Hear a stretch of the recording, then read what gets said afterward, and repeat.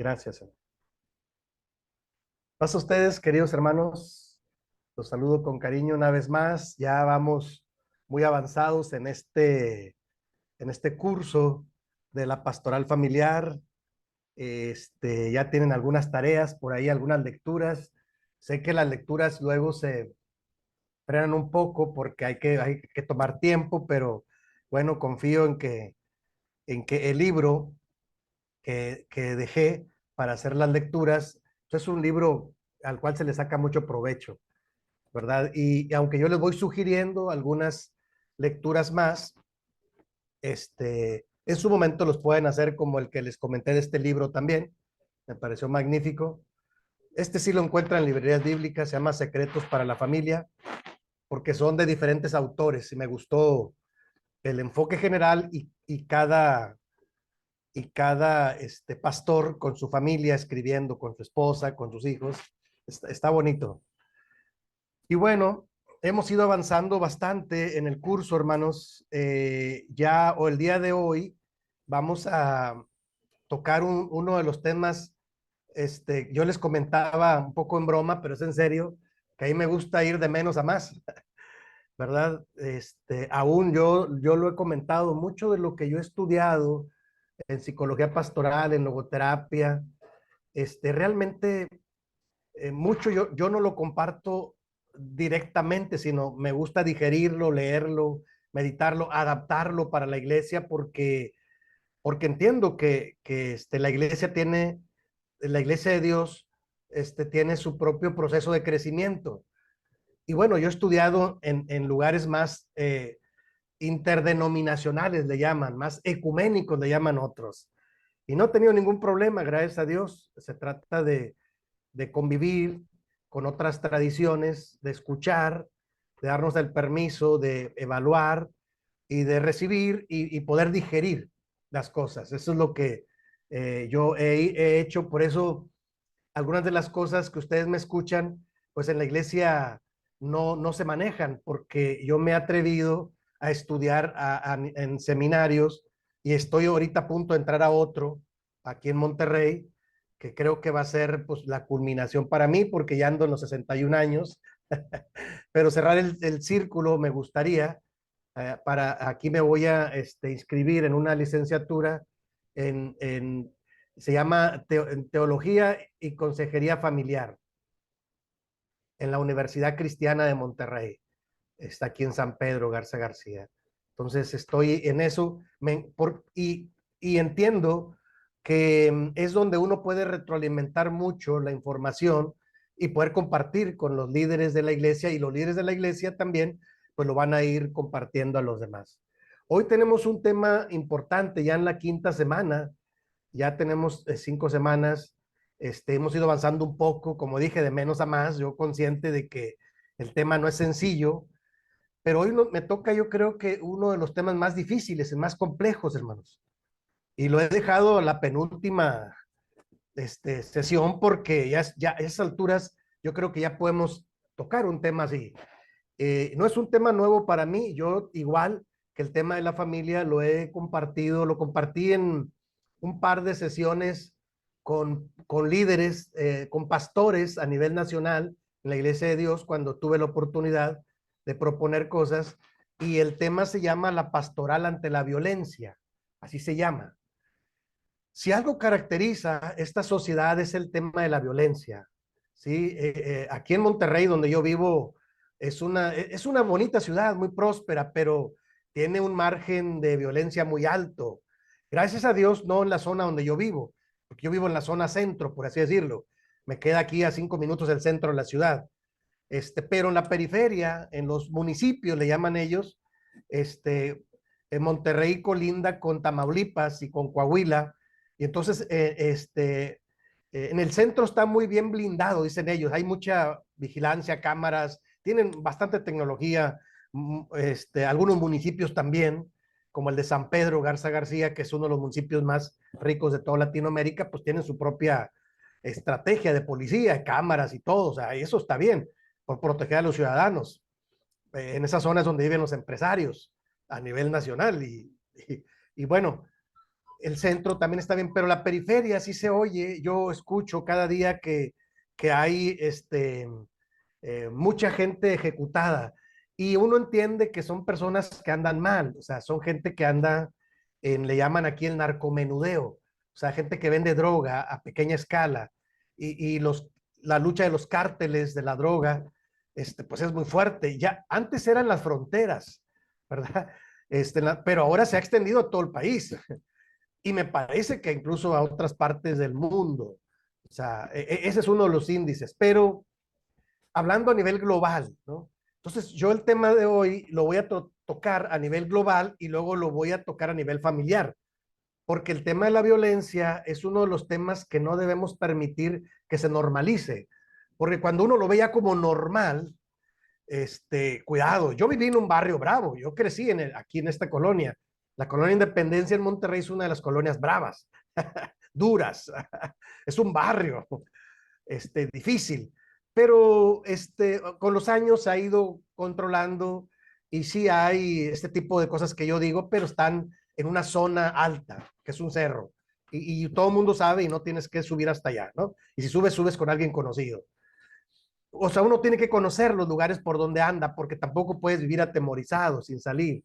Pero sí hay que ser conscientes del tema de la violencia, como a nivel macro, a nivel de ciudades y a nivel familiar, todo esto va incidiendo y no normalizar el tema de la violencia, sino trabajarlo, tener cuidado de no meternos en esta dinámica que en muchos lugares se ha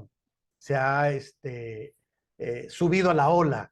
En Estados Unidos no se diga, ¿no? Cuando uno escucha las noticias en Estados Unidos, a mí me impacta mucho cómo es que Estados Unidos tienen una famosa enmienda donde creo, entiendo que es la enmienda número, no sé si 3 o 4, o sea, una ley que les permite estar armados a la gente, comprar una arma en una tienda, en el centro de la ciudad o en diferentes lugares. Nada más tienes que ser mayor de edad, es lo único que piden, e identificarte. Entonces, mucha gente anda armada, por eso suceden grandes cosas. Por eso los más jovencitos, pues en las escuelas se descontrolan y pasan grandes tragedias.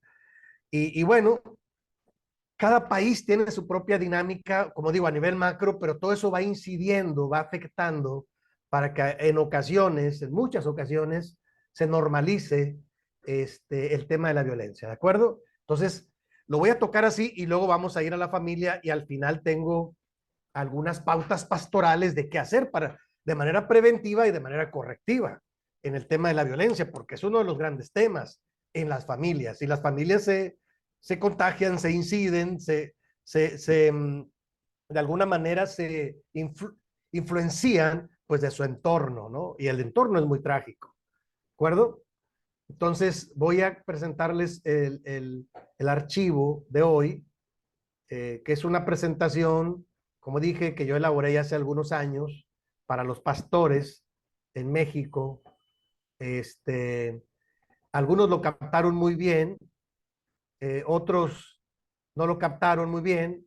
Hubo alguien que, bueno, me tocó un par de veces exponerlo a nivel nacional en diferentes años, en aquellas reuniones pastorales que teníamos a nivel nacional, se convocaba a todos los pastores en la sede nacional, en Cuernavaca, Morelos, y se les daban ciertos temas. Y ahí me tocaron algunos temas pastorales, yo siempre he manejado esa área más, aunque originalmente pues sí trabajaba temas como teología o métodos exegéticos, pero aprendí con los años en que no era mi área, aunque los conozco y tengo estudios y tengo libros, pero no es mi pasión. Mi pasión es el tema pastoral, la familia.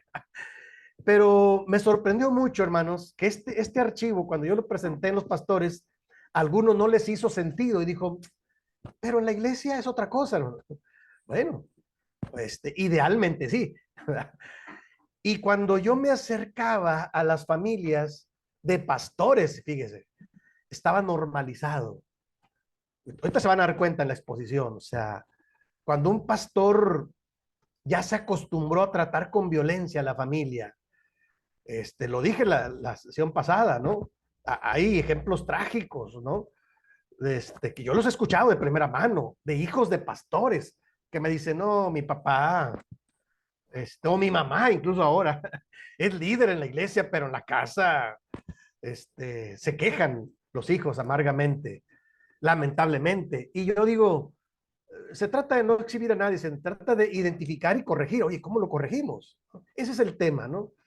Pero sí tenemos que señalar las cosas y yo lo digo de esta manera, ponerle nombre y apellido a las cosas, o sea, identificarlas bien para saber qué podemos hacer. Entonces, el tema de la violencia es un tema fuerte. Voy a tratar de abrir la pantalla, a ver si puedo, para que sea como más claro, porque es una presentación que elaboré hace algunos años y tiene algunos textos, alguna argumentación que me gustaría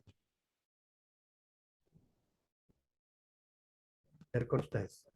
Vamos a ver si puede abrir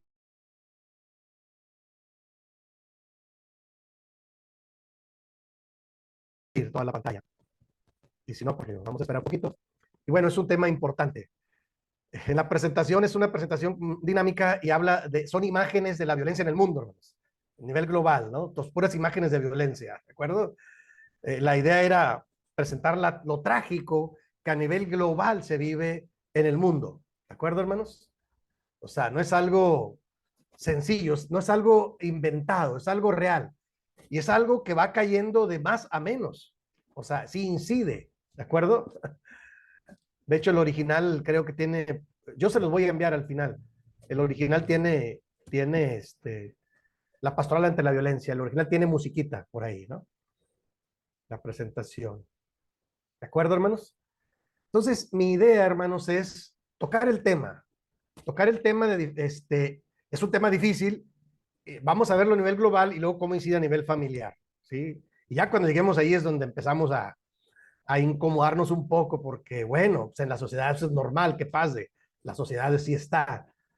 Pero los objetivos que tenemos de esta plática es, primero, reconocer las diferentes formas de violencia, así como las marcas que dejan las agresiones. O sea, vamos a ver en el archivo que hay diferentes tipos de violencia. El problema es que estamos nosotros acostumbrados a que, como aquellos antiguos judíos del tiempo de Jesús, ¿no? Que no transgredían el mandamiento de no matarás si no lo mataba, pero se peleaban y los apedreaban y se abofeteaban y se hizo algo normal.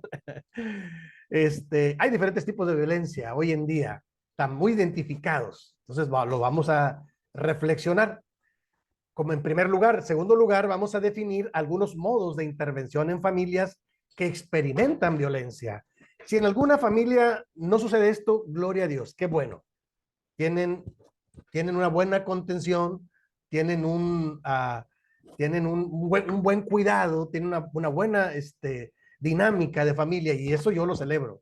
Qué bendición. O sea, no crean que yo ando buscando a ver dónde hay. No, no, no, no. Simplemente como yo dije en las enseñanzas que voy sacando, las 7 afirmaciones, no hay, porque no hay familias perfectas. Y la otra, las familias pasan por diferentes etapas. Y hay veces cuando son etapas duras, pues hay gente que llega a la violencia, porque somos seres humanos, no porque seamos tan malos, ¿no? Así es, la humanidad a veces gana. No se imaginan todas las cosas que yo he visto. Alguna vez, y el número 3, perdón, reflexionar sobre las causas que han dado origen a las diferentes manifestaciones de violencia. O sea, hay que ir al fondo de las cosas. No se imaginan las cosas que yo he visto en la iglesia.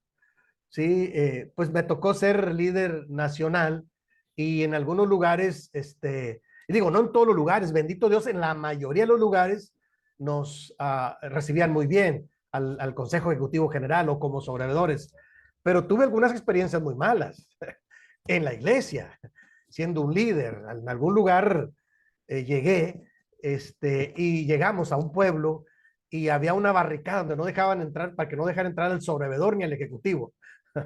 El asunto era con el sobrevedor, o sea, era un pueblo y había una barricada de hermanos, o sea, cerraron el camino para que no llegáramos al templo.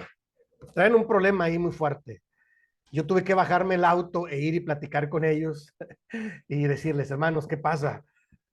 Y entonces me valió, hermanos, un poco que algunos me conocían y luego ese pueblo tenía el nombre de mi segundo apellido. Yo me llamo Ismael Becerra Telles. Y entonces, bueno, alguien me dijo, oiga, usted se llama como el pueblo, se me hace que sus antepasados, de uno sé, puede ser, no lo sé, pero yo vengo en son de paz y vengo a mediar en este asunto. Y ahí me pasé todo un día y tuve que hacer el trabajo de conciliar y decirle al sobrevedor, como me di cuenta que el sobrevedor era el que había metido mucha presión, le exigí, como yo era ejecutivo, yo era, vamos, su superior, le exigí que se disculpara con la iglesia y ya bajó la tensión. Con el pastor ya bajó la tensión. Él quería cambiar al pastor a la fuerza. La gente, la iglesia no quería que lo cambiara. ¿Se dan cuenta cómo se meten en círculos de violencia sin querer? Y la primera enseñanza cuando prediqué le dije, hermanos, aquí el principal ofendido es Dios. No es ni el pastor ni el sobredor, es Dios el principal ofendido. Porque eso no se hace en la iglesia. Y vamos a orar primero y luego vamos a revisar el texto bíblico. Parece que no me fue tan mal, aunque era mucha tensión, había muchas cosas ahí. Son una de las experiencias de muchas que viví en diferentes lugares. En otro lugar fui a sacar a un sobrevedor que habían balaceado su casa con armas. Y tuve que ir en la noche a sacarlo con el auto y de Isael a su familia porque tenía unas niñas chiquitas. Tuve que sacarlo porque él también le había metido presión. O sea, cuando la gente se pone de tú a tú, pues no suceden cosas buenas. Yo le saco la vuelta a ese tipo de cosas. Siempre aprendí a mediar y aprendí a ser discreto. Sí, sí, no, nunca, porque yo crecí en un ambiente de violencia de niño. Cuando entro al Evangelio a los 19 años dije, esto es otra cosa. Y el mensaje de Jesús es diferente. Entonces, cuidado, hermanos, con tensionar las cosas y llegar a niveles de violencia. No es necesario. Y ahorita van a ver cómo lo justifico desde la parte bíblica. ¿De acuerdo? Son nuestros dos objetivos para esta plática. Si no acabamos el archivo, es un poco largo, no se preocupen. Todavía tenemos otra sesión en un par de días. ¿Tá? Entonces, pero me interesa abordarlo bien, el tema. ¿De acuerdo? Bien. Sí. Y para que quede también constancia y entiendo que está grabándose para los demás hermanos. Y eso es importante para mí, que quede claro que se entienda y dejar las tareas pertinentes, los trabajos pertinentes ya en cada lugar. Dice ahí el texto, para abordar un tema tan delicado y tan extenso, debemos acercarnos desde diferentes ángulos, ya que el tema de la violencia podríamos ilustrarlo como un monstruo de 100 cabezas. O sea, hay muchos ángulos, no es uno solo. En la presente ponencia analizaremos el monstruo mencionado desde diferentes perspectivas, las cuales van íntimamente entrelazadas por tratarse de relaciones interpersonales. Hermanos, las relaciones interpersonales son de las más complejas. ¿Qué son las relaciones interpersonales? ¿Cómo entre las personas nos entrelazamos? Y parecería que en las familias no debería haber problemas, pero sí las hay. Es más, déjeme le digo, yo he identificado que cuando en las familias hay problemas, parece que se dan permisos más amplios para reaccionar de diferentes maneras y no debe ser, ¿no? Como dije, en la iglesia no es la excepción. En la sociedad, hermanos, ni siquiera, bueno, ahorita doy algunos datos para ser conscientes de no abonar más a ese tipo de cosas, hermanos. El mensaje de Jesús es diferente, ¿de acuerdo? Pero bueno, es un tema que tenemos que analizar, aunque sea un tema complejo. ¿De acuerdo, hermanos? Como vamos ahora de más a menos, ¿verdad?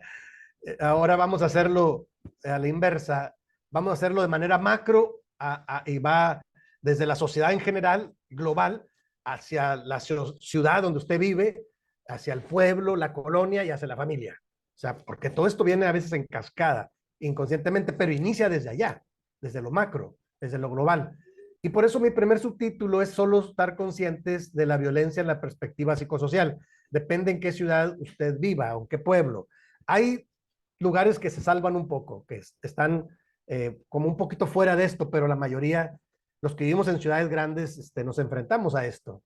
Son datos del Instituto Nacional de Geografía e Informática, que en México es quien lleva las estadísticas, y dice que la mayoría de las ciudades capitales se encuentran en una sobrepoblación que dificulta la sana convivencia entre sus habitantes, propiciando congestionamientos de vialidades, falta de empleos, falta de servicios básicos en los hogares como agua, luz, gas, etcétera. O sea, en las ciudades grandes es muy común de que no tenemos agua, no tenemos luz, falta transporte y eso va tensionando la ciudad. Ahorita en México estamos en tiempos preelectorales, o sea, estamos a unos semanas, un par de semanas de tener elecciones para votar quién queremos que sea el nuevo presidente de la República. Y las cosas están, y también ciertos gobernadores, y todos están exhibiendo unos a otros sus carencias y lo hacen de manera agresiva. A mí no me gusta que hagan eso. Me gustan mucho los políticos que son propositivos y no tienen que estar peleando. ¿Sí? Me preguntan ahora algunos, ¿por quién vas a votar? Yo les digo de broma, por el más pequeño, por el más, el menos agresivo. Yo tengo mis criterios personales. Usted puede votar por quien quiera, porque el voto es libre y incluso libre y secreto. Y eso es importante en las democracias. Pero yo siempre voto por el más pequeño, por la persona que a mí me parezca que tiene una mejor actitud. Eso es una actitud personal. No me gustan las personas que están peleando, tensionando, manipulando, no me gustan. Yo creo que, aunque puedan ganar, ¿verdad? No me gustan a mí, ¿verdad? Porque eso incide, eso da un mensaje hacia los demás y se va replicando. Entonces, pero bueno, es mi opinión. ¿Verdad? Y entiendo que la sociedad funciona diferente, pero para mí son criterios. Siguen algunas estadísticas. La encuesta nacional de inseguridad realizada en los últimos años reveló que el 64% de los delitos fueron cometidos por personas entre los 16 y los 25 años, siendo algunas de las causas las siguientes. O sea, la mayoría de los delitos los cometen este margen entre los 16 y los 25 años. Aunque hoy en día inician más jovencitos, ¿eh? El crimen organizado, el narco le llaman acá, el narcotráfico, ahora nos hemos dado cuenta que están, le llaman ellos reclutando a gente muy jovencita, adolescentes, y andan adolescentes armados. Pasa también en Centroamérica, no sé si en Sudamérica pase. ¿Por qué? Porque son muy vulnerables, son más manipulables, les ofrecen un poco de dinero o fama o poder y pues, pero no es en la gente mayor, es en gente de hay un rango y está localizado. Ahora, ¿cuáles son algunas de las causas? La pobreza y falta de empleo, o sea, eso propicia que la gente ande buscando dinero a como dé lugar. La falta de metas y sentido de vida también, o sea, puede ser que había gente que no tenga pobreza ni falta de empleo, pero no tiene metas, no tiene sentido de vida. Entonces, el consumo de algún enervante, ¿sí? Alguien que se mete a la farmacodependencia, eso también detona. Aunque parezca que hay quien dice, no, yo con eso estoy tranquilo, no. Cualquier sustancia tóxica, cuando una persona, y yo, fíjese, yo me especialicé en los primeros años de pastor en eso, ¿eh? Tuve centro de rehabilitación para alcohólicos y drogadictos, algunos años, allá en la frontera de Baja California. Ya les he comentado.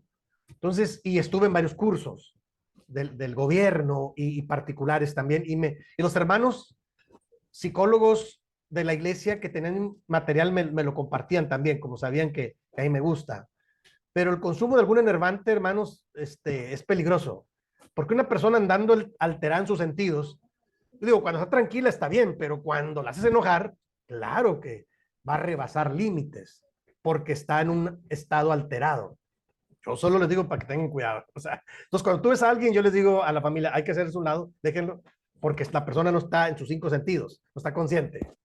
Y no es momento para predicarle, a menos que esté en el bajón, digo yo, en la parte así ya, que esté acabando ahí sí puedes orar por él o no sé.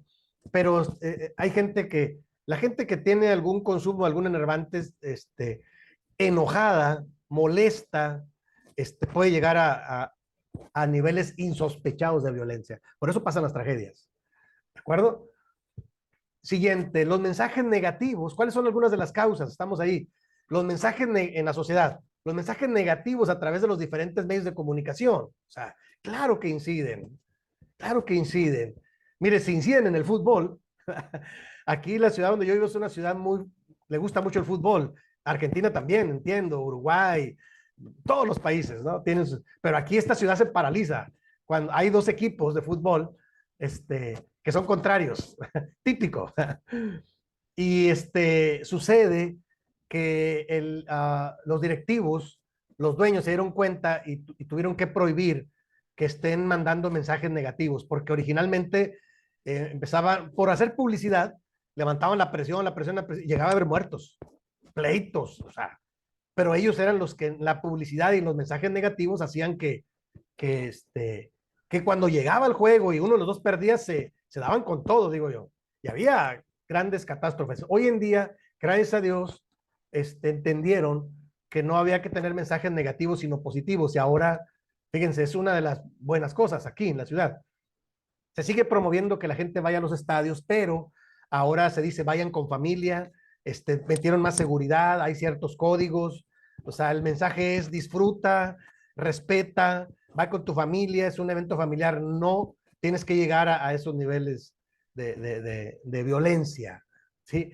Un día le dije yo a uno de los muchachos de la iglesia, porque también los muchachos no se meten, ¿no? Le decía, miren hijos, ustedes están peleando, y miren los jugadores de fútbol, al final se dan la mano, se abrazan, y ellos ganan mucho dinero para eso, y ustedes no ganan ni un quinto con esto, y están peleándose.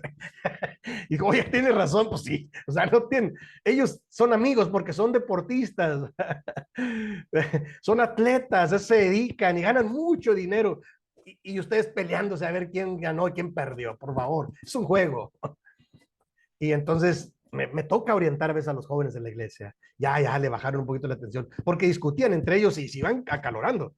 O sea, estoy hablando de ejemplos de cómo la violencia está en términos normales, pero un tema, la, el fútbol, la política, la religión, se dice que son tres de los temas que no debes de tocar cuando hay personas que no van a soportar el debate. Hay lugares para todo, ¿no?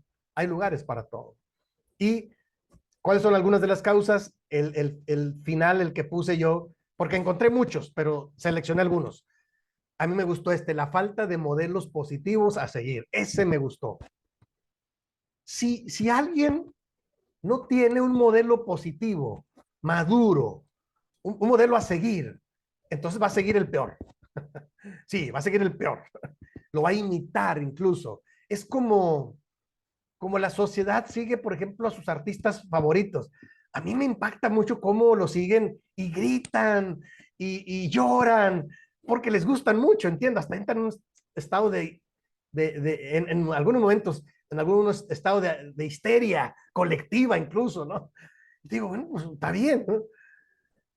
Pero hasta ahí vamos bien, pero cuando se convierte en un modelo negativo y el artista hace cosas malas, la persona lo imita. Entonces, la falta de modelos positivos. Hay modelos muy positivos en el mundo, de futbolistas, de políticos, de artistas, pero cuando son modelos negativos, entonces, ¿qué tragedia? No se dan cuenta que están incidiendo en la sociedad y en los más jóvenes. De ahí que, por eso yo cuando fui líder nacional, si un pastor yo miraba que estaba metiéndole presión, yo inmediatamente hablaba con él, venga para acá, vamos a platicar en la oficina usted y yo. Y a solas sí le daba una buena regañada, o sea, no tiene que hacer eso. El ministerio no se hace, no es con espada ni con ejército, sino con el Espíritu de Dios. Entonces, párele a su asunto ya, porque tensionaba hasta en la iglesia, imagínate el colmo. Llegar a una iglesia o un distrito que estaba por culpa de una persona desorientada y todos estaban a un nivel de susceptibilidad y llegaban hasta en conos de violencia y Dios, no puede ser posible, Dios mío. Y analizaba yo todas estas, cuando menos una, dos, tres, cuatro, estas cinco cosas y fueron las que seleccioné porque me di cuenta que son las que se repetían en los diferentes casos, en la sociedad y en la iglesia también, ¿de acuerdo? O sea, lo estoy aplicando a la iglesia. La iglesia no es susceptible a lo que pasa en la sociedad. Y bueno, puse ahí en la parte baja, aquí en México, las 13 zonas metropolitanas más grandes los estados más grandes del país concentran mucha población. Dice ahí el 53.8% de los casi 12 millones de habitantes, de los delitos, perdón, cometidos en el último año. O sea, las ciudades concentran el mayor número de delitos. ¿Qué quiere decir? que en donde hay menos población hay menos margen. También llegan a suceder, pero en menor escala. O sea, en las ciudades grandes se da más porque hay más gente eh, uh, interactuando. Acuérdense que son relaciones interpersonales, ¿sí? Y entonces, si no hay buenas relaciones interpersonales y hay varios causales de estas, pues el lugar se descontrola. ¿De acuerdo? Hasta aquí vamos bien, hermanos, porque estuve hablando de lo que pasa. Hay que tener cuidado cuando uno vive en una ciudad grande, como la que yo vivo. No sé usted, quien me escucha, pero hay que saber entender, ¿sí? Para no meterse en ciertas zonas donde uno no debe meterse, a ciertas horas, ¿de acuerdo? Eso lo aprendí yo porque mi familia conmigo vivió en diferentes ciudades. Tijuana, Ensenada, Morelos, visitamos mucho Sonora, Baja California Sur, el Distrito Federal lo íbamos a visitar bastante, pues yo ahí estudié cuando menos estudié 6 años ahí, iba yo muy seguido y pues yo soy observador, ¿verdad? Y me daba cuenta que sí, o sea, los lugares donde hay más población, está más susceptible a me tocó a que choquen, y peleen. Me di cuenta en estas ciudades, aquí también en Monterrey, en Morelos, en el Distrito Federal, en Tijuana, son ciudades grandes, y me di cuenta que hasta en el tráfico, cuando alguien le pita a otro, se baja y se pelean. O sea, y yo decía, pero ¿por qué le hacen caso? ¿No? Suceden tragedias, hermano. O sea, por un detallito, por un golpecito pequeño, no sé, o se van cerrando, ¿sabes? Yo soy muy cuidadoso de eso, incluso cuando manejo el automóvil. Y me da risa porque a veces quien va conmigo me dice, pítale o dale. No, tranquilo, yo sé lo que estoy haciendo. Yo soy dado, hermanos, a que cuando manejo y viene alguien atrás de mí queriendo pasar, me hago un ladito, pásele, y hasta le hago la mano, pásele, con confianza. No, yo no voy a su ritmo, yo voy a mi ritmo y voy con cuidado. Si es que lleva mucha prisa, alguna prisa debe tener, pásele. Y ya no pasa nada. O sea, a mí aprendí a que no me incida, no me afecte, no me provoque una persona que está mal. ¿Cómo? O sea, no puedes ponerte a su nivel, digo yo. Pero no se imaginan cuántos casos yo vi en la iglesia, ¿no? Algún día incluso iba yo con un estudiante del seminario, íbamos, ya el ministro Raúl López Espinosa y yo, ya duerme en el Señor, hermano, íbamos juntos con un par de estudiantes del seminario, por el Estado de México, y nos para una patrulla. ¿Verdad? Lo pongo como ejemplo, ¿qué sucede? Ellos eran estudiantes de seminario, nosotros éramos sus maestros, íbamos a un evento de una iglesia allá en aquel lugar. Nos para una patrulla y uno de los muchachos se para y empieza a pelear con el tránsito. ¿Por qué me paras? Y le empieza a decir cosas. Y yo, qué pena, qué vergüenza, Dios mío, ¿qué está haciendo? No, que no sé qué, que yo los conozco. Y resulta que él había sido policía de tránsito en esa zona, entonces creía con autoridad. Ya era un estudiante del seminario. Y cuando de repente ya le dijimos, a ver, ¿qué pasa, oficial? No, no, mire, aquí están los papeles, no pasa nada. ¿Qué cometimos? No, nada más es una revisión de rutina. Ok, somos pastores, ya. Ya cuando se subió al carro le dije, oye, amigo, no lo vuelvas a hacer. Qué vergüenza, no te vuelvo a traer yo. Qué vergüenza, le digo, sabes que nos estás pasando una vergüenza muy grande. ¿Con qué cara le decimos que somos pastores? Y he escuchado esas, hermanos, no sé, no, hermano, una disculpa, es que no, usted no puede bajarse a ese nivel si quiere ser un pastor. Era un estudiante apenas. Dije, no lo vuelvo a hacer, no me vuelvo a subir cuando está un auto. Qué vergüenza, qué pena para mí y para el hermano que viva con nosotros, ¿no? Pero suele pasar, o sea, porque de repente, no, disculpe, hermano, es que se me subió a la cabeza y me recordó y sí, pero supérelo, tranquilo, tranquilo, o póngase a orar o cierra la boca, algo haga, pero no se ponga a ese nivel. ¿Qué quiero decir? Que aún los cristianos, los hijos de Dios, en la sociedad llegamos a reaccionar, manejando en una fila, en un evento, y tenemos que tener mucho cuidado. Yo digo que va en juego nuestro testimonio. Hay que tener cuidado. No puedes ponerte al nivel de las personas cuando están en un choque que genera violencia. Me parece que no es correcto. Y entonces, hay que tener cuidado. Bueno, ahora vamos, lo vimos global y ahora vamos a algunas razones. ¿sí? ¿Cuál es el origen de que exista violencia en las ciudades, en los pueblos y en algunos lugares?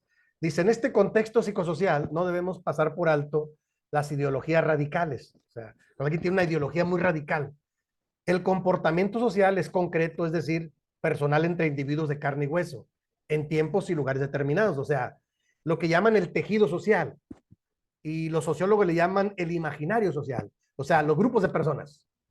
Cuando se juntan y tienen ideologías radicales, cuidado, ¿sí? Y entonces pongo, por lo que una construcción sofisticada del instinto de supervivencia colectiva puede ser catalogado como imaginación social o el imaginario social. Cuando la imaginación social adquiere una forma sistemática y persistente, se convierte en una ideología. O sea, así se construye las ideologías, ¿no? Es una explicación sociológica de cómo se construyen.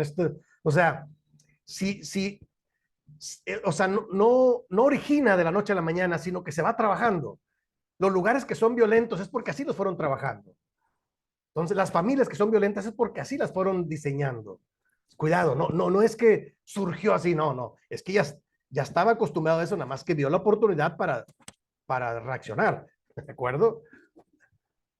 Y bueno, algunos ejemplos de lo mencionado y sus implicaciones pueden ser los practicantes del Islam, que son ideologías radicales, socialismo en Cuba, son ideologías muy radicales, o sea, sus reglas son, y si tú quieres una pequeña regla, te anda costando la vida. La delincuencia organizada en Latinoamérica, son ideologías. Hoy en día, lamentablemente, como dije, el narcotráfico se extendió y pasa en todos lados, hay que tener mucho cuidado. En México, movimiento zapatista en las zonas indígenas, hubo un grupo armado. Saben que el movimiento zapatista, alguna vez estuve en una plática con unas personas, líderes católicos, y la Iglesia Católico Apostólico Romana en México, un tiempo que le apostó le llaman teología de la liberación. Teología de la liberación, a grandes rasgos, es una teología, es una manera de ver la Iglesia y a Jesús como un caudillo que viene a liberar a su pueblo, como en el Antiguo Testamento, si es necesario con la espada. Me parece que es un error, pero ellos lo fueron forjando. Y en Centroamérica me parece que en Nicaragua y El Salvador se dieron ese tipo de cosas. En México también, pero fue en la zona sur, la zona de Chiapas, que colinda con Guatemala. El movimiento zapatista se hizo un movimiento armado y ellos querían protestar contra el gobierno, los armaron, incluso hubo pastores de nuestra iglesia que se involucraron. Ahí me tocó cuando menos con uno, que fuimos a visitar, a supervisar cómo estaban, y tenía armas en su casa. Era un líder de la iglesia y era un líder de una extensión muy grande. Yo sí le dije, no creo, hermano, que usted pueda seguir siendo pastor si no deja las armas. No, pero miren, y que las injusticias y todo un discurso político que le habían vendido. Yo le dije, no, hermano, no, tenga cuidado, no es así.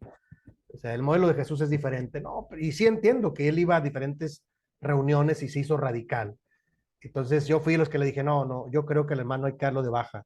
Es muy peligroso tener armas, armar a la iglesia para liberarse del gobierno opresor. O sea, y venía tristemente de una teología de la liberación, como dije, que permeó en Centroamérica y en la parte sur de Chiapas en México. Qué peligroso, peligrosísimo. Yo respeto su movimiento, porque decían ellos, es que son causas justas. Sí, no lo dudo, pero no es la forma. Yo ahí me planté, no es la forma, no estoy de acuerdo. Y el hermano se enojó mucho, después parece que lo pensó y regresó ya con el tiempo, pero nosotros le detectamos armas en su casa, una bandera, y era el pastor de una iglesia. Entonces dije, no estoy de acuerdo. Que imagínense que él convenza a sectores de la iglesia, ¿a dónde vamos a dar? Pero eso no es evangélico, y nos pasamos 2 horas discutiendo con él. Claro que sí, o sea, eso hay que debatirlo y hay que tomar una decisión. Sí, hermano. Yo, por eso en algunos lugares, no crean, no soy tan querido en algunos lugares porque soy de tomar decisiones. Cuando alguien se planta en eso o hace fechorías y lo justifica, y dice, pero no, nadie lo sabe, hermano, no hizo nada, y quiere seguir al frente, yo fui de los que tomé decisiones. Y las decisiones en algún momento me alcanzaron. Si hay grupitos de gente que no me pasa, porque yo soy de tomar decisiones. Cuando algo es antievangélico, anticristiano, no estoy de acuerdo. Y si esa persona la podemos poner en disciplina, hay que ponerla en disciplina. Sí. Y me tocó tomar decisiones muy fuertes para frenar, para contener este tipo de cosas, ¿sí? ¿De acuerdo? Y hacerlo con mucho cuidado, pastoralmente, con la palabra de Dios, con las políticas y los reglamentos que tenemos. O sea, no hacer arbitrariedades, no, porque es lo mismo. No, hacerlo bien, con cuidado, pastoralmente. Y muchas de esas personas que yo discipliné en su momento, después las volvimos a restaurar.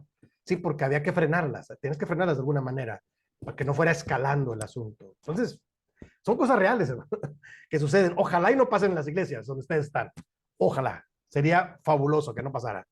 Pero si llega a pasar, usted debe saber qué hacer, cristianamente y evangélicamente. Entonces, en ese subtítulo pongo ahí, debemos considerar que las ideologías tienen ciertos cruces históricos en los que incide lo religioso, lo político y lo social principalmente.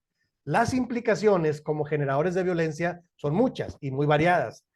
¿Cuáles son las implicaciones? Guerras, secuestros, asaltos, bloqueos económicos, racismo, etcétera. O sea, las implicaciones son muchas. Comienza con algo poquito, pero se convierte en un fuego que después no puedes apagar. ¿De acuerdo, hermanos? Entonces hay que tener mucho cuidado. Hasta aquí vamos bien, hermanos, porque ahora vamos a entrar a la familia. Yo quisiera saber si alguien tiene alguna pregunta, alguna duda, porque me metí a un campo deliberadamente para más global, más macro, para hacer conciencia nada más. Parece que no nos compete a nosotros, pero sí nos incide, sí nos afecta indirectamente, ¿no? ¿Alguien tiene alguna pregunta, algún comentario hasta aquí, hasta donde vamos, hermanos? Me gustaría saber si tienen algún comentario, alguna pregunta, con confianza. Antes de entrar ya al tema de la violencia en las familias, que es nuestro tema, pero lo hice de manera macro. Adelante, hermana, con toda confianza. Bueno, paz para todos. Sí, hermano. Buenas tardes. Bueno, yo quisiera preguntar si es o no violencia dentro, bueno, o abuso de poder, no sé cómo llamarlo. Pasó en una iglesia donde asistían mi sobrinita y mi hermano. Ok. Que cuando ellas querían, por ejemplo, salir eh, a pasar un fin de semana y no podía, quería ir a algún lado, siempre tenía que pedir permiso en la iglesia. Y ella pues ya estaba como aburrida por tantas cosas que habían pasado en la iglesia, ella se iba a retirar. Y, y había como una especie de miedo, o sea, como que le infundía miedo. Si tú te sales, pierdes la bendición. Si tú te sales, Dios ya no va a estar contigo. Bueno, o sea, le llenaron de tanta cosa y que ella finalmente dijo, no quiero saber de nada.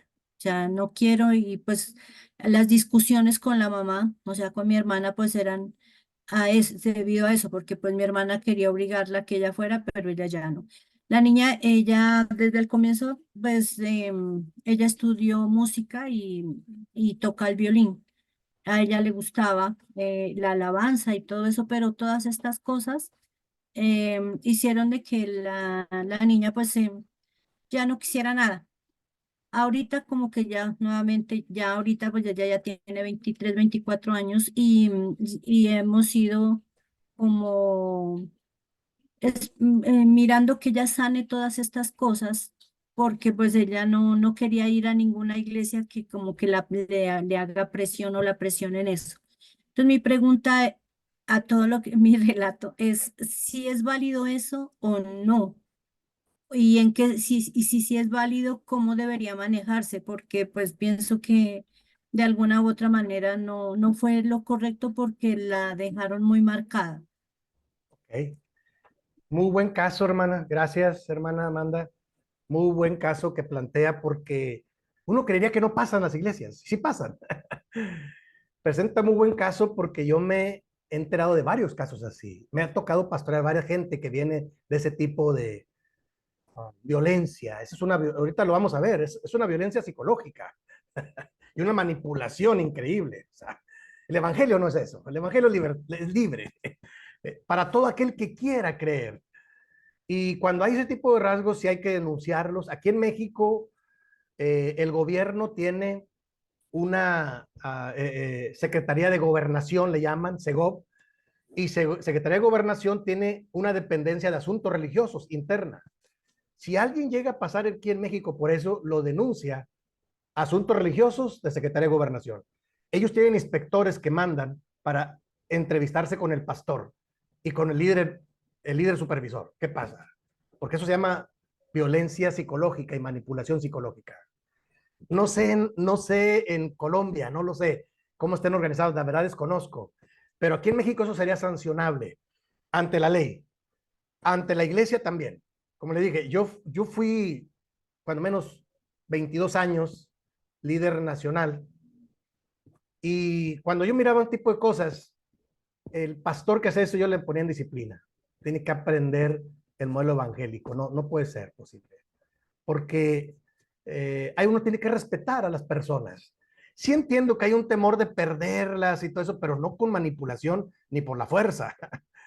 Y hasta la fecha, hace la semana pasada vino un jovencito aquí de una iglesia que se va a ir de la iglesia y le dije, mire hijo, lo escucho, lo oriento, oro con usted, que Dios lo bendiga, usted tome la decisión.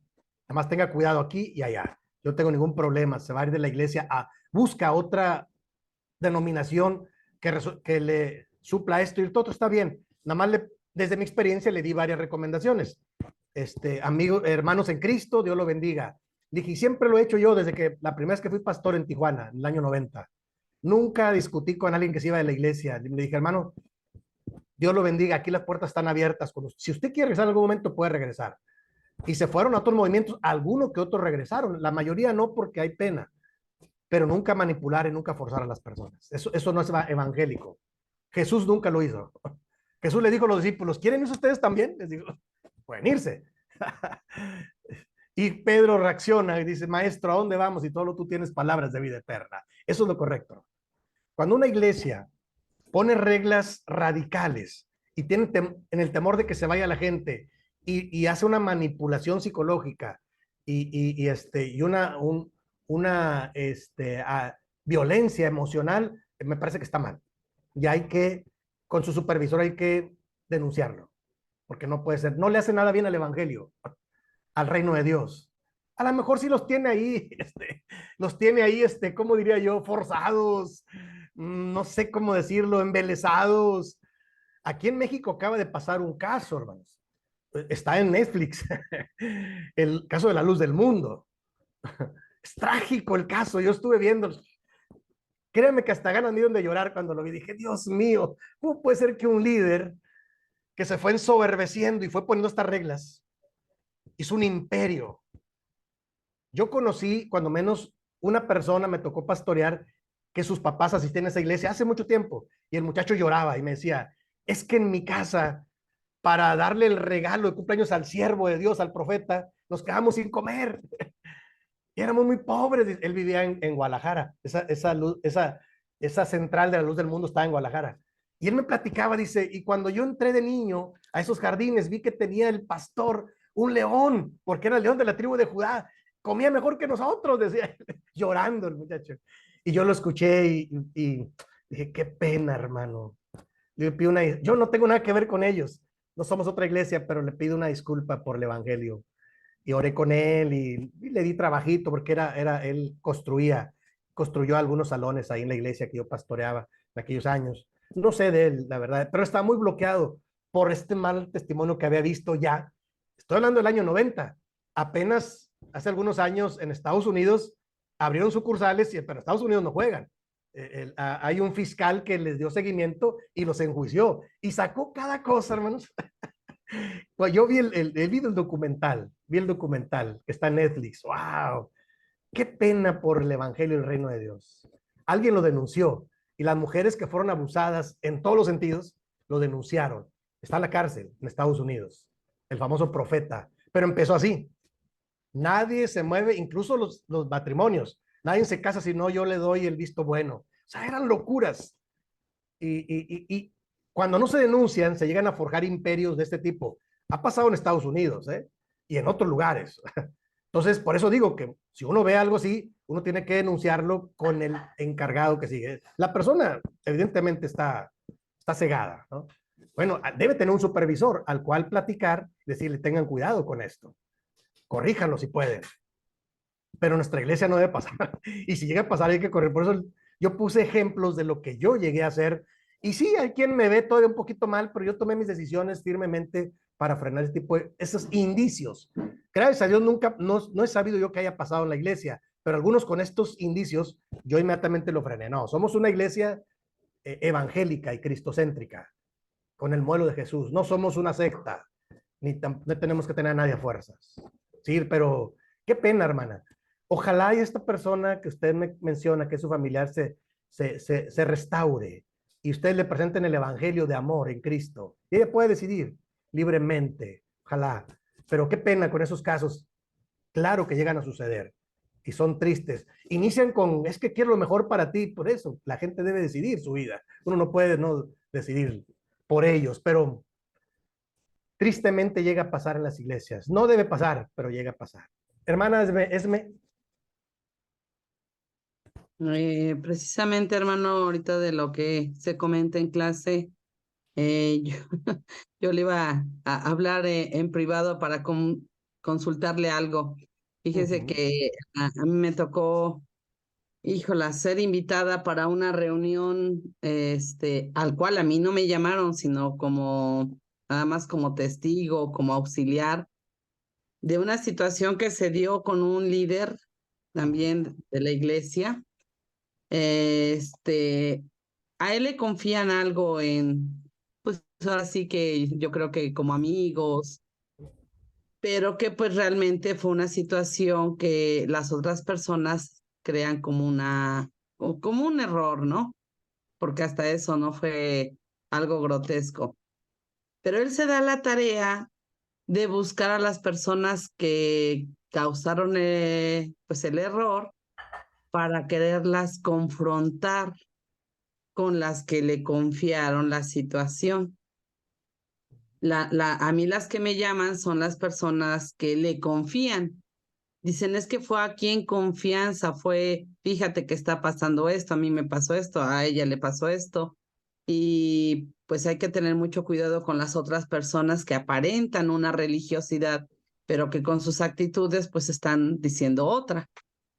Pues resulta que él como líder manda a traer a la contraparte, las quiere carear, pues las otras al verse acusadas, pues se defienden, dicen aquí en México, como gato boca arriba, ya van a traer testigos, ya metieron a terceras, cuartas y quintas personas, y ahora resulta que las que confiaron la situación, ahora ya son las culpables.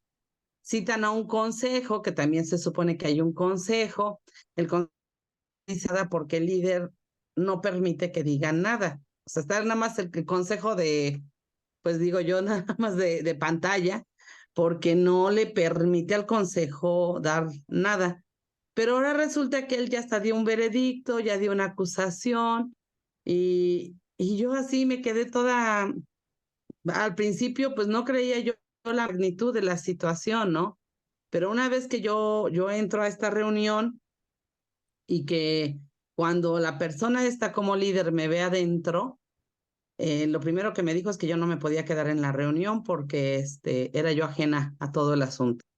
Entonces una de las que me invita me dice, es que ella está conmigo, ella es pues mi apoyo espiritual, con ella he estado orando, con ella he estado hablando. Y dice, sí, pero no, ella no puede estar. Pueden estar todos los demás de la contraparte, pero ella no. Entonces dice, la voy a expulsar. Y le digo, no, no hay necesidad. Yo solita me retiro, pero yo los invito, yo me tomé el atrevimiento y no le di chance pues de que me sacara antes de hablar, a que pues nosotros como hijos de Dios, yo así lo entiendo, somos para dar paz, ¿no? No somos ni juez, ni fiscal, ni mucho Claro. menos abogados, ¿no? Entonces yo les dije, yo les invito a que ambas partes, ya sea la ofendida, la que ofendió, a lo mejor sin querer, porque a veces hacemos cosas sin querer y al fin y al cabo terminamos lastimando, dejen las cosas por la paz. dense la paz, porque a eso fuimos llamados, a darnos la paz y que sea real. Y hermano, pues yo lo invito a que deje usted todo por la paz. Y que me dice que sí, pero que me retirará. Yo después me entero que terminó dando un veredicto, terminó dando una sanción, terminó acusando porque hubo otras que no quisieron entrar por consejo mío. Yo le dije, ¿cómo te sientes anímicamente? Tú, no, dices que yo no quiero saber nada porque yo no pedí ni nada, nada, o sea, simplemente fue un comentario de amigos que tenía que haber quedado allí. Dice, entonces yo no me quiero presentar. Le digo, pues no te presentes, nos mantenemos en oración y así seguimos. A mí la parte que me entristece, hermano, es como un líder puede confundir un liderazgo espiritual con un liderazgo secular, ¿no? Porque, pues yo digo, si hubiera sido el X jefe del trabajo, pues es normal. El del sindicato, pues es normal la conducta, ¿no? El de la escuela también. Pero alguien que se supone que habla de Dios, y yo le dije todavía, me tomé la atribución de decirle, para poder confrontar debe de tener su Biblia, debe tener un cargo ministerial y tener la palabra de Dios para poder confrontar, redarguir y llegar a la paz, que es nuestra finalidad. Y él se autonombró incluso ministro, cosa que ni siquiera ni pastor es, ¿no? Es líder, sí es líder, pero no es nada más. Okay. Entonces yo dije, ¿cómo nos confundimos? ¿Cómo podemos perder el piso en tan chiquito el escalón, ¿no? Porque pues una cosa es controlar mucha gente, liderar mucha gente, y otra cosa es atribuirnos responsabilidades que a nosotros ya no nos corresponden y que ahorita ya se fueron las lastimadas, las que se quedaron, que supuestamente ahorita quedaron muy bien, dicen que pues son pasajeras porque al fin y al cabo ni les gratifica ni les da nada bueno estar ahí, o sea que pues se hizo el daño y todo, pero ellas se van a ir. Y todos los que estamos enterados del asunto, pues estamos así como que, híjolas, ¿estamos o no estamos? ¿Qué hacemos, no? Porque es muy difícil, hermano, estar Sí, en una situación así. Yo, de claro. hecho, de entrada yo dije, me salgo, ahí muere. Pero dije, bueno, voy a mantenerme, voy a tratar de ser un poquito equilibrada, porque también si me salgo abruptamente van a decir que yo estaba con la contraparte, ¿no? Pero qué difícil es cuando los líderes, cuando se equivocan, nos meten a esa situación a todos los demás. Y pasa en las iglesias, hermano, pasa en este tipo de situaciones y afectan familias enteras, ¿eh? De verdad que esta Sí. situación se extendió así como una mecha, como cuando alguien prende el cerillo y ¡fuf! Agarra fuego y se va. Así se fue, hermano. Ok. Sí, gracias, hermana. También la hermana me presenta un caso de esos que yo digo que no deben pasar, pero sucede. Sí, el liderazgo en la iglesia es una bendición, pero es una responsabilidad. Yo lo que entiendo, en el caso de la hermana Amanda, pues es difícil, como le dije, yo no conozco las leyes de Colombia, debe haber a alguien a quien recurrir. Yo lo único que recomiendo es que vayan si la persona que está cometiendo la fechoría o la equivocación, ir con el jefe inmediato, no irse hasta arriba, ir con el que sigue, seguir como las reglas, eso es importante, por eso deben de estar. Puede ser que alguien esté bien intencionado ahí. En el caso de acá nosotros en México, hermano, tenemos estructurado así para ello. O sea, si es un asunto de la iglesia local de un líder, hay un pastor. Que el pastor no resuelve, no puede, no sabe, bueno, está el sobrevedor. Que el sobrevedor tampoco puede, bueno, está el Consejo Ejecutivo General. Y el Consejo Ejecutivo debe intervenir porque el estatuto le permite, al Ejecutivo, el estatuto le permite intervenir a nivel incluso local o distrital, porque es para eso, o sea, y si el Consejo Ejecutivo, llegado caso de que no le hace caso, está el Consejo de Administración, que son administradores, por eso es un grupo, yo abogué mucho porque fuera un grupo plural, y así ahora se hace, o sea, el concilio decide líderes de toda la república, el consejo de administración debe ser el órgano más objetivo. Yo fui director del consejo de administración y estuve ahí muchos años, estuve más de 20 años ahí, tratando cada caso y la idea es esa, no pudo resolver el pastor, no pudo resolver el sobrevedor, no pudo resolver el ejecutivo, el consejo de administración debe intervenir y mandar una comisión para arreglar ahí. Entonces, sí, yo lo que recomiendo es que vayan en ese orden, porque si alguien se va directamente al consejo, te va a preguntar, oye, ¿ya fuiste con tu pastor? ¿Ya fuiste con tu sobrevedor? O sea, es lo que preguntan. Entonces, hay que ir en ese orden para buscar que alguien revise ese caso y pueda tomar algunas medidas correctivas y pastorales. Qué pena por las personas involucradas, como usted dice. Cuando sucede ese tipo de cosas, las familias se afectan tanto que se van de la iglesia. Ya las pasamos a afectar. Qué triste. Y cuando la iglesia es para lo contrario. La iglesia debe ser todo lo contrario, pero bueno, por eso yo puse muchos ejemplos de los que yo he visto a través de los años. Estos dos ejemplos que las hermanas ponen son reales, hermanos. Puede haber otros más, supongo, pero siempre hay que atenderlos en pro de las familias. O sea, aquí lo más importante, como yo le dije a aquella iglesia, allá en aquella iglesia que les platiqué en el conflicto entre el sobrevedor y el pastor y la iglesia involucrada, dije, hermanos, el principal ofendido aquí, porque todos estaban ofendidos, es que él me ofendió. No, aquí el principal ofendido es Dios, porque estamos dañando su obra, estamos haciendo mal testimonio, se han dañado mucho con dimes y diretes entre ustedes como familias, y eso no está bien. Entonces, vamos a orar, porque Dios es el principal ofendido, porque la obra de Dios es la que se daña primero. Y luego, déjenme hablar con las personas involucradas, no con los que se involucraron. A ver, fue el sobrevedor y fue el pastor, dije, pónganse en paz. Y los llevé a la iglesia que se pidieran perdón ahí públicamente. yo tenía que hacer eso, ¿no?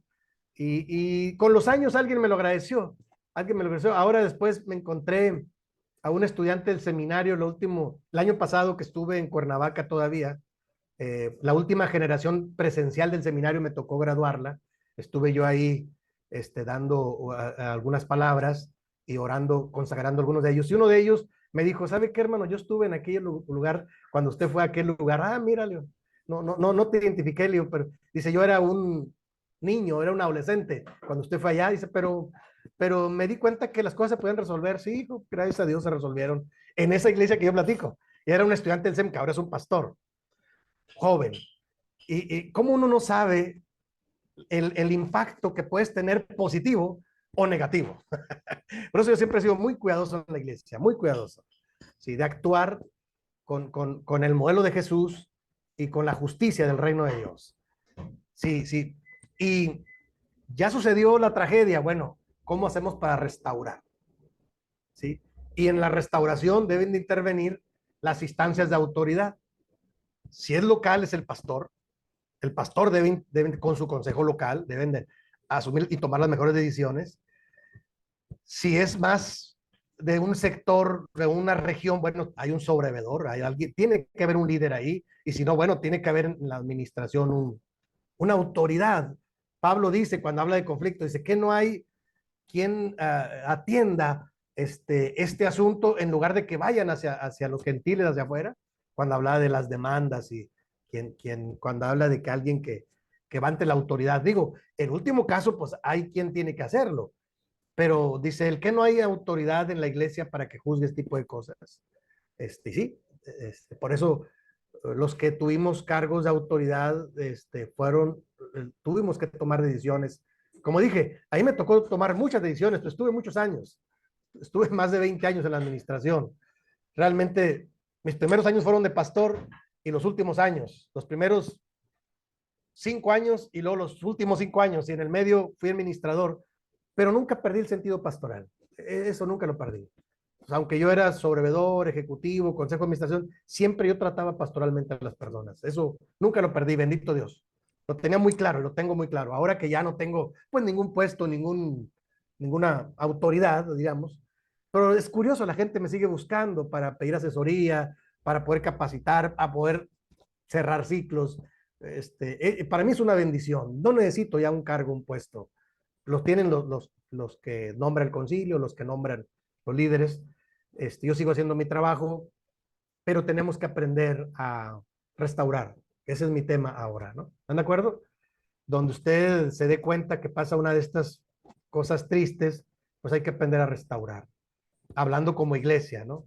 Porque no es otra cosa más que lo que yo acabo de presentar, es la influencia de la sociedad y las ideologías radicales, todo esto que yo presenté, todo eso influye para que en la iglesia ese líder que está cometiendo el error, seguro está influenciado por alguno de esos valores, antivalores, yo le llamaría, del mundo, de la sociedad, que los normalizan y los utilizan.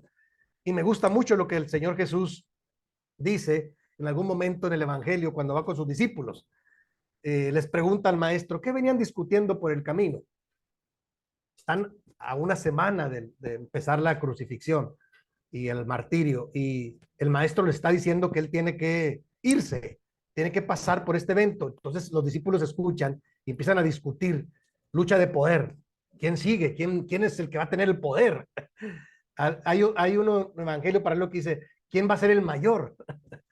Y el maestro los confronta, le dice, ¿qué venían discutiendo por el camino?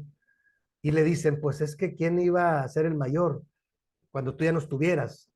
Y él le dice, entre las gentes y entre las naciones, los que tienen autoridad se ensoberbecen sobre ellos y ejercen autoridad. Pero entre nosotros no será así. Lo deja claro. Entre nosotros, el mayor es el que sirve.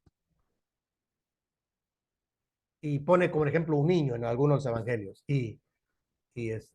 Porque ejemplos he dado, les dijo cuando lavó los pies de ellos.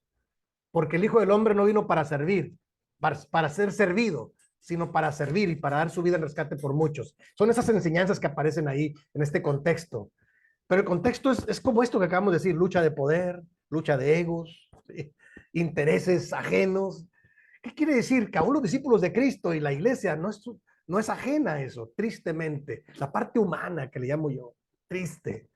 Ok, cuando aparece hay que trabajarla, hay que restaurarla y hay que ponerla en su lugar para que no siga afectando a las familias de la iglesia. Entonces nos damos cuenta que sí le afecta esto macro que yo presenté a la iglesia en diferentes formas. Y bueno, fue el primer subtítulo que yo trabajé. Tengo dos subtítulos, ¿no? Tengo tres subtítulos. El primero fue esto que yo también aunque es algo macro, algo global, algo de la sociedad, pero lo bajo a las iglesias también. Vale, y estuvo bien los dos ejemplos que nos pusieron las hermanas, pues son tristes, pero son ejemplos reales. Y puede haber otros, que a lo mejor los hermanos que también nos están escuchando quisieran decir, oiga, hermano, pues ustedes saben, yo sigo la orden para revisar, analizar, pero siempre la recomendación es esa. Cuando te enteras de que algo está mal, orar a Dios para que Dios ponga orden, ir con el líder principal, y si es el líder principal, pues ir con su supervisor, con el que sigue y ir así. Nosotros le llamamos aquí en México ir apelando, apelar al pastor, al sobrevedor, al ejecutivo, al consejo de administración. En México tenemos el sistema de concilio y si nadie de ellos lo pudo resolver, alguien puede apelar al concilio, claro que sí. Y el concilio es la reunión de todos los ministros y pastores reunidos para tomar decisiones y entran en el rubro de asuntos generales. Ahí se puede presentar un caso de estos que nadie ha podido resolver, claro que sí. La iglesia tiene derecho a ir con un asunto de estos que nadie ha resuelto ante el concilio, porque el concilio es máxima autoridad administrativa y la autoridad espiritual pues es la soberanía de Dios y el modelo de Jesús. Pero bueno, suelen pasar muchas cosas por ser relaciones interpersonales. Como dije, espero en Dios que no pase, pero cuando llegue a pasar, pues hay que trabajarlo pastoralmente. Entonces, ese fue el primer subtítulo, ¿no? Vamos con calma porque todavía tenemos la siguiente sesión. Vamos a introducirnos un poco al segundo subtítulo, que es la violencia intrafamiliar, o sea, hacia adentro ahora. Y el tercer subtítulo, que lo vamos a dejar para la siguiente sesión, ¿sí? De este tema, que es la pastoral ante la violencia familiar, vamos a hablar de la pastoral, de qué hacer, qué propongo yo preventiva y correctivamente. Es el tercer subtítulo. Probablemente se lo dejemos y una parte de este segundo, ¿sí? Por el tiempo, pero vamos a avanzar un poquito. La violencia intrafamiliar. La violencia en la familia no es igual que la que se presenta en la calle o entre las personas desconocidas en la iglesia. No, estamos hablando de una familia. Ocurre dentro de la familia y de los hogares. debiendo, aunque debería ser el lugar más seguro, el hogar a veces llega a pasar, es porque es violencia intra hacia adentro. Dice, en nuestra propia casa, esta violencia se ha convertido en un problema social en crecimiento y se manifiesta en diferentes sectores. Se cataloga como violencia familiar cuando algunos de sus integrantes abusa de su autoridad, su fuerza o su poder para maltratar a las personas más cercanas. ¿De quién estamos hablando? De la esposa o el esposo, los hijos o las hijas, los hermanos o las hermanas. Puede ser hacia los padres, hacia los tutores o algún familiar. ¿De acuerdo? O sea, estamos hablando ya de cuando esta violencia que se dio afuera de manera global, macro, social, se introduce a la familia. Se le cataloga violencia intrafamiliar. Y también hay diferentes casos, ¿no? Tristemente, ¿no? Sí llega a pasar, ¿no? Entonces, por eso lo tenemos que atender, el tema. Dice la parte baja, el último párrafo, el maltrato se puede presentar entre los distintos integrantes de la familia y en ningún caso es justificable ni aceptable, ¿de acuerdo? O sea, hay lugares, hermanos, que las culturas hacen que exista trato rudo. Por eso es que las generaciones, lo comentamos creo la vez pasada, como muchos de nosotros venimos de una formación ruda, ¿sí? Gracias a Dios yo ya soy de una generación donde los padres ya no nos golpeaban tanto, ¿verdad? Nos daban alguna nalgada o algo, pero de nuestros padres de los abuelos hacia los padres nuestros, híjole, ahí, o todavía, hoy en día se dan historias trágicas. A veces es cultural, es la cultura de donde se viene, ¿de acuerdo? O sea, yo les bromeo el famoso machismo mexicano. Ya me compartía el hermano Mario que también en Argentina, en Europa también se dio una manera de ser, una visión rígida, dura, una ideología radical. Entonces eran duros los abuelos con los padres y los padres para con los hijos. Y ahora nosotros como hijos nos toca educar a los nuestros propios y tenemos que revisar esto. Pero hoy en día ya hay mucho avance en esto. Entonces, por eso me atrevo a decir que el maltrato que se presente entre los diferentes integrantes de la familia en ningún caso es justificable, porque a veces justificaba. No, es que se lo merecía, es que lo necesitaba. ¿Y cómo sabe? ¿Por qué no lo hizo de otra manera? Hay muchas formas, ni tampoco aceptable, ¿de acuerdo? O sea, hoy en día hay derechos humanos. Acá en México hay Procuraduría del Menor, de los menores de edad, hay Procuraduría del Anciano, hay Procuraduría de las mujeres y de los minusválidos, cuando menos esas 4. O sea, si alguien llega a tener violencia con alguno de estos sectores, hay una Procuraduría donde le puede ir a meter una denuncia de hechos. Y hay personas que se encargan de ir a revisar, ¿de acuerdo? Sí, porque la violencia nunca es justificable ni aceptable, aunque en algunos lugares se ha normalizado por cultura, por tradición, no sé, por alguna una circunstancia que ya está muy normalizado también, puede ser, ¿verdad? O sea, sí hay lugares donde está muy normalizado el tratarse con cierta violencia. Llego aquí, pueden existir diferentes tipos de violencia, lo que yo decía, en las relaciones intrafamiliares. Y nada más lo voy a catalogar, no voy a entrar ahí, ¿de acuerdo? La próxima sesión voy a hablar, porque está ya, ya está desarrollado aquí en el tema, qué es violencia emocional, qué es violencia física y qué es violencia sexual. Estamos hablando de intrafamiliar. Yo ahora nada más las voy a mencionar. ¿Qué es la violencia emocional? Es cuando las magulladuras son internas, o sea, no son golpes, no se ven. Pero leí un libro hace algunos años que se llama de la psicoterapeuta Susan Forward, así se llama, americana. Por ahí tengo el libro, Susan Forward. Susan Forward escribió un libro que le llama Padres que odian. Y en la portada tiene un niño, es un niño, un güerito, pero con un traje que le queda muy grande. Y le queda grande el saco, los zapatos y el pantalón y está así parado. O sea, le quedó muy grande, lo quisieron tratar como adulto, era un niño. Eso quiere ilustrar. Y ella como psicoterapeuta, en ese libro, Padres que Odian, menciona cómo a veces esta educación férrea, dura, radical, no se daban cuenta realmente, no era, como decimos en México, no era mala onda. O sea, no era la idea propiciarle daño, era tradición, era cultura, era ideología. Y ella menciona pone ejemplos muy trágicos, como ella ha trabajado en terapia, en psicoterapia, personas ya adultas que tienen magulladuras o golpes internos, no se ven. Y dice ella, son los más difíciles de sanar, porque no se ven. Son emocionales y como dije en la sesión pasada, pueden estar en el inconsciente o en el subconsciente, ¿no te acuerdas? Pero algo los detona y la persona entra en crisis. Espérate, tranquilo, y yo he tenido casos hasta con pastores, ¿eh?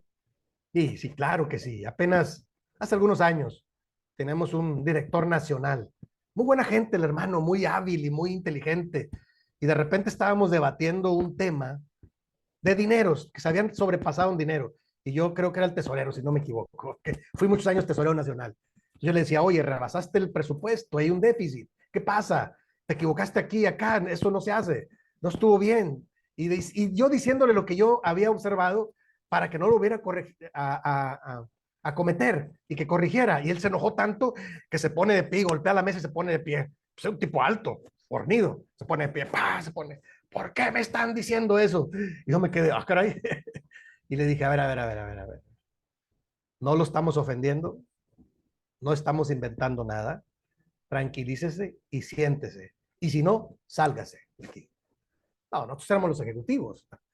Y de repente reaccionó y dijo, ay, perdón, hermanos, es que mi padre fue muy violento conmigo y empezó a justificarse.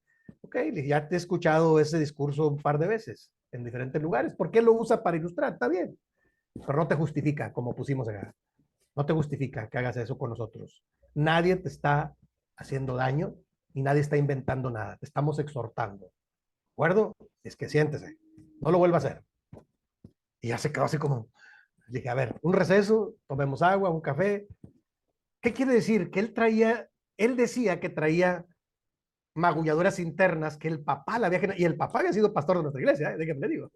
O sea, era una cadena muy interesante. Y él se daba el permiso de explotar cuando él creía que lo estaban violentando. Le dije, nadie te está violentando, estamos hablando como supervisando el evento. Ese es el tema, que no estuvo bien lo que hiciste. Y alguien te lo tiene que decir. Imagínate, digo, si vas a ser pastor y un miembro, un hermano que te diga eso, pobre hermano. Si a nosotros que somos tu autoridad nos gritas y nos quieres amedrentar, imagínate un miembro que no está bien, no está bien. Trabaje eso no se hace. Bueno, disculpen, mano, y una disculpa, y qué pena. Sí, porque él tenía la imagen de ser muy buena gente, siempre muy tranquilo, años, pero algo lo detonó, que nosotros estábamos siendo un poco duros, pero era el momento y era el tema. O sea, que había un error que había que corregir. Entonces, ¿qué quiero decir? Y cosas como esta, la psicoterapeuta en Padres que Odian menciona, pero en casos en Estados Unidos sobre todo, muy tristes, de gente ya mayor que no se da cuenta. ¿Y por qué es como es? Es que trae magulladuras, golpes internos que no se ven. Eso se llama violencia emocional. Alguien le hizo violencia emocional. Es difícil sanar eso. El número 2, vamos a hablar también de violencia física, que también cuando las magulladuras también, aparte de internas, también son por fuera, o sea, externas. O sea, hay gente que hay, sobre todo las personas vulnerables, como pusimos ahí, ¿sí? Las mujeres, los niños, los adultos mayores son más vulnerables. Sí, porque las personas que están en su plenitud, pues se defienden o pueden defenderse en algún momento. Pero ¿qué cuando la persona es más vulnerable? O sea, la violencia física se puede dar.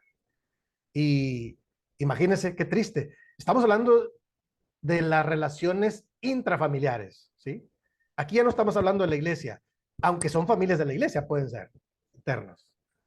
¿Qué pasa cuando tú como pastor te das cuenta que alguien está ejerciendo violencia emocional y física? Tienes que hacer algo como pastor. En el tercer subtítulo lo vamos a ver, no se preocupen. Yo propongo algunas cosas que hacer pastoralmente, es lo que yo he hecho. ya lo rescato de la experiencia y de alguna capacitación que he estado, ¿no? De cómo restaurar y cómo aconsejar a familias violentadas. Y el de la violencia sexual es todo un tema también. Llega a suceder, ¿de acuerdo? O sea, parece que no, pero sí llega a suceder. Y hay que saber, este tipo de violencia sexual es muy, ¿cómo diría yo? Es muy alarmante, es muy visible, es muy utilizado. O sea, aquí en México, por ejemplo, en el caso de los artistas, está pasando que están demandando, denunciando a algunos actores, algunos, gente pública, ¿sí? Que tenía cierto poder. En Estados Unidos también. Y eran mujeres, se supone que eran menores de edad y eran violentadas. Y cuando ponen una denuncia, híjole, se hace todo un espectáculo, se hace todo un caso. Pero yo lo que he aprendido a ver ahí, hermanos, es que hay que ver cuándo, dónde, quién y por qué. O sea, debes revisar el asunto. Pero cuando la persona denuncia, se hace todo un escándalo. O sea, y ni siquiera estás seguro qué ha pasado. Y se hacen historias incluso de cosas que ni siquiera pasaron. Hay que tener cuidado.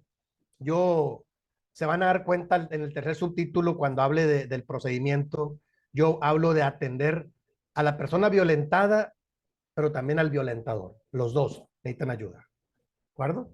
O sea, es algo que yo he hecho. Pero como son temas delicados, hay que tratarlos con cuidado.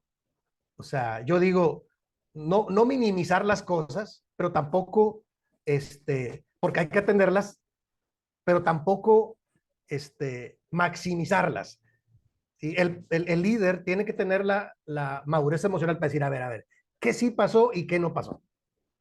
Incluso ahí en los terapeutas hay colores, hay una estrategia. Decir, a ver, vamos a ponerlo, es muy penoso decirlo, pero vamos a poner colores. Fue azul, fue negro, fue blanco, o sea, ¿qué nivel? Vamos a ponerle al nivel de intensidad, vamos a ponerle colores. Es blanco, es gris, es azul, es negro. ¿Hasta dónde se llegó? No, que hasta el negro. Ah, caray. Entonces, porque me ha sucedido, hermanos. De veras, un día estuve en un caso muy vergonzoso y muy penoso, pero la persona acusaba a la otra de es que me violentó y el pastor ahí todo apenado, ¿no? Y entonces llegó un momento que yo sí le dije, a ver, déjenme solo con la hermana. Yo sí quiero preguntarle en privado, a ver, hermana, ¿de qué es que no es clara, no es tan preciso. Y no quiero saber detalles, solo quiero hacer esta prueba que yo les dije. ¿Hasta dónde llegó? No, nada más hasta el azul. O sea, no llegó hasta el negro, no, ok. Porque está dando a entender que llegó hasta allá. Nada más fue un intento. No, pues sí, ok. Porque no es lo mismo. Entonces, y después de eso, como yo trabajaba para el Consejo de Administración, en los concilios, yo propuse que en el estatuto nuestro, cuando hablamos de disciplina, ya no se llamara disciplina, se llamara proceso de disciplina y de restauración. Deben ir juntos, primero. Y segundo, debe ser graduado. No es lo mismo alguien que abusó, alguien que intentó. ¿De acuerdo? O sea, no es lo mismo. Sí estuvo mal, todo estuvo mal, pero no es la misma pena, por así decirlo, o la misma sanción. Entonces, vamos a tener también que graduar. Bueno, y lo trabajamos en el concilio. Parece que hoy en día se mantiene todavía eso que hicimos en el 2017, si no me equivoco, que fue cuando yo entregué el puesto en 2017. Después me regresaron 6 meses para ayudarles en un problema que tenían en la administración, en la tesorería. Estuve 6 meses ahí colaborando y ya me despedí. Pero en 2017 yo me despedí de la administración de la iglesia y unas de mis propuestas eran estas. El título 9 en el estatuto debe enmendarse para que diga así. Y el concilio lo aprobó, bendito Dios. Y así está en el estatuto. O sea, es esto que estamos hablando debe ser tomado con seriedad y la sanción debe ser de acuerdo a la gravedad. No porque alguien diga, es que me violentó emocionalmente. A ver, ¿cómo? ¿Cuándo? ¿Dónde? Sí, porque se puede convertir en un arma de dos filos. Cuidado, cuidado. No me gustaría que en aras de esto se abusara y también a la persona que se equivocó la fueran a crucificar cuando no hizo nada, como el caso del Señor Jesús, ¿verdad? No hizo nada y lo crucificaron, pero llega a ser triste, ¿no? No tiene que ser eso, no tiene que ser eso. Entonces, cuidado en los dos, o sea, todo tiene dos lados, la moneda tiene dos caras. ¿Cómo se hace esto? Bueno, yo voy a proponer en el tercer subtítulo cómo trabajarlo. Propongo un acercamiento pastoral, un procedimiento tanto preventivo como correctivo. Eso lo vamos a ver la siguiente sesión. ¿De acuerdo? Hasta aquí solo es una introducción al segundo subtítulo. La próxima sesión vamos a empezar con esto y vamos a desglosarlo, de qué se trata, y luego terminamos con la parte el tercer subtítulo es un procedimiento pastoral. Ahí voy a llegar, ¿verdad? Y la última semana, la semana 6, ya yo voy a compartirles, ya de ahí me voy a concentrar en darles herramientas de qué hacer y cómo hacerle, ¿no? Tengo un archivo que le llamo a Consejería en Tiempos de Crisis y aplica a diferentes casos. Entonces, ya la próxima semana vamos a hablar de herramientas de qué hacer ante esto que se llega a presentar, ¿de acuerdo? Y poner ejemplos. Yo tengo ahí ya un procedimiento desde la logoterapia, ya lo adapté. Solamente una vez lo he compartido, son las segundas personas que lo voy a compartir. Entonces espero en Dios que les sirva. Si es que, porque se trata de buscar soluciones.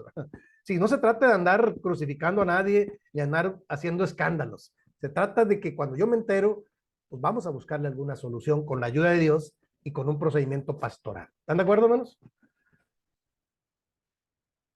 ¿Cómo ven, hermanos? ¿Cómo vamos? Me gustaría escuchar si alguien tiene alguna pregunta, alguna duda.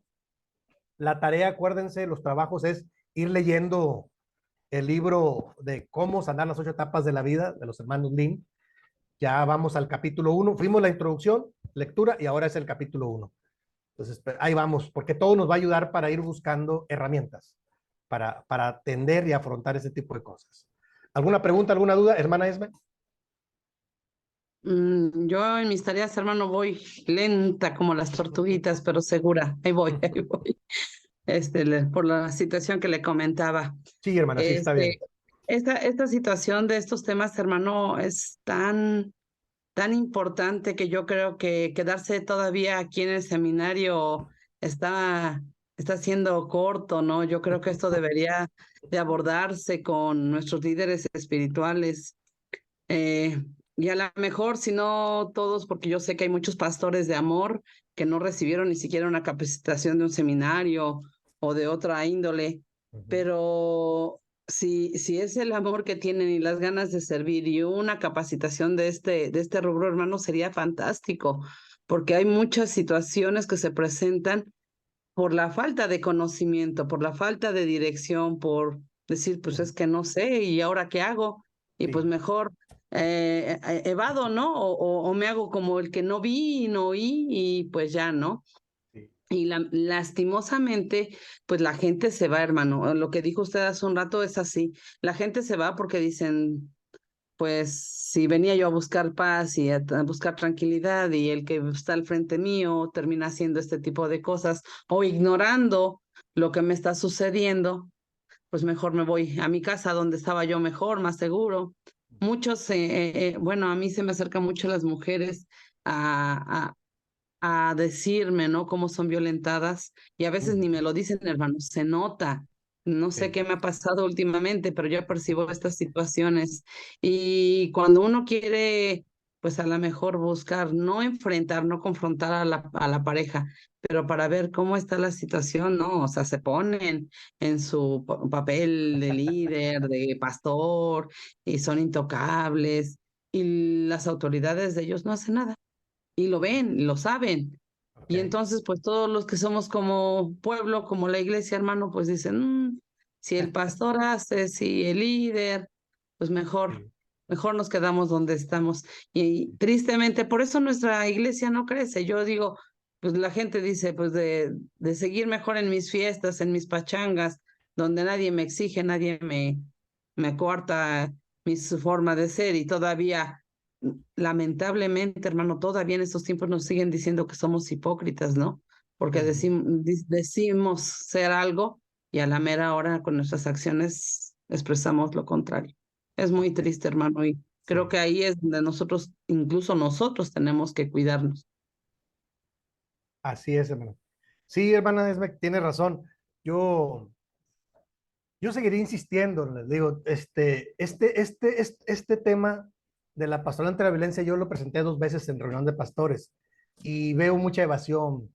Yo sigo haciendo mi trabajo aquí en la región donde yo estoy. Todavía tengo la ilusión de hacer la página de familias restauradas para atacar ese tipo de temas, porque sí entiendo que en la iglesia la idea es motivar, pero también la idea es capacitar. Y a veces sí puede ser que algún líder, algún pastor sea por ignorancia, ¿eh? Que nunca lo equiparon, nunca lo capacitaron y tristemente. Y puede ser, o puede ser también que aunque esté preparado y capacitado, el ego le gane, la carnalidad. O sea, son varios factores. Y eso hay que trabajarlo. Yo espero en Dios. La próxima sesión, ahora el jueves, termino en el tercer subtema de un procedimiento pastoral para todos, o sea, no para los pastores, sino para nosotros. Yo espero en Dios que eso también le dé más luz de qué puede hacer. Ahorita que es interesante cuando Dios nos pone diferentes casos, dice, ah, caray, ¿por qué me llegan tantos casos? Si yo no los busqué, yo creo que el Señor nos está queriendo utilizar de alguna manera. A mí me pasa lo mismo. Digo, bueno, yo alguna vez estuve en un curso, el tema era la pastoral ante el suicidio. Yo dije, bueno, pues lo voy a tomar ahí en la comunidad teológica y estuve yendo. Y alguien me dijo, pero ¿para qué te va a servir? Yo era consejo ejecutivo. Llego yo a mi oficina y toman una decisión ahí de dar de baja a una de las secretarias que tipografiaba las cosas, ya no se necesitaba, entró la computación. Ella tenía toda la vida ahí, venía desde la Ciudad de México, ahora estamos en Cuernavaca. Total, la mujer, la hermana entra en crisis y de repente en la reunión que estábamos dice, ok, hermanos, no perdí esto, no tiene sentido, yo creo que me voy a suicidar. Y yo le dije, a ver, tranquila, venga, pásale a mi oficina. Yo dije, oh, señor, y yo preguntando por qué recibí ese curso y que me llega el caso, me encerré con ella un par de horas. Bendito Dios, lloró, escuchó todo y bendito Dios, creo que pudimos hacer algo. Hace 6 meses que estuve en la administración, fui a la Ciudad de México, ahí me la encontré, en la Ciudad de México, ahí vive. Bendito Dios, ahí está. Y me saluda con mucho cariño. Pero para ella se le cerró el mundo. Y yo entendí por qué Dios me estaba dando herramientas para saber cómo trabajar con una persona que verbaliza y dice, yo me voy a suicidar. No lo dejas a la deriva, o sea, tienes que atenderlo si ya lo dijo. A veces uno imagina, pero cuando alguien te lo dice, tienes que atenderlo. Ya. Y si tienes estrategia de abrir su panorama, de hacerle ver los puntos que sí tiene, no los que no tiene, y oras con ella, la escuchas, la persona puede salvarse para Cristo. Y bendito Dios. Y yo aprendí a decir, ay, ¿por qué le dije yo a Dios, Señor, ¿para qué me va a servir esto? Pues ahí está tu caso. Y así nos sucede mucho. Les va a pasar así a los hermanos con esto, hermanos. O sea que, oye, el hermano dice que la violencia y nada, que el siguiente sábado se van a dar cuenta de un caso. No sé, Dios, como que el Señor nos está equipando a veces y nos está previendo para que sepamos qué hacer un poco. A lo mejor no lo resolvemos al 100, pero sabemos más o menos cómo actuar. Esa es mi intención y por eso es que yo me atrevo a presentar ese tipo de asuntos. El jueves todavía este archivo, este tema no termina. Lo vamos a cerrar con el subtítulo. Vamos a desarrollar estos 3 de qué hablamos y con las recomendaciones el procedimiento pastoral de qué hacer preventiva y correctivamente en nuestras comunidades de fe. Termino con Isaías 9:6. Dice ahí el texto bíblico, porque un niño nos es nacido, un hijo nos es dado, y el principado sobre su hombro, y se llamará su nombre admirable, consejero, Dios fuerte, Padre eterno, príncipe de paz. Isaías 9:6. Está hablando del nacimiento de Cristo Jesús.